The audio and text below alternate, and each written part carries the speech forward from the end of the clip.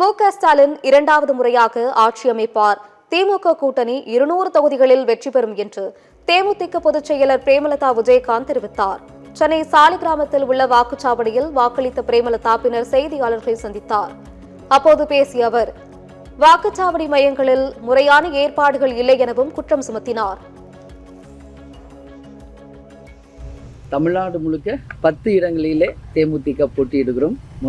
முரசு சின்னத்தில் நிச்சயம் எங்களுடைய மதசார்பற்ற வெற்றி கூட்டணி மகத்தான வெற்றி பெற்று உறுதியாக அண்ணன் ஸ்டாலின் அவர்கள் 2வது முறை ஆட்சி அமைக்கப் போவது உறுதி.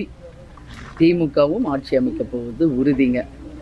234ல்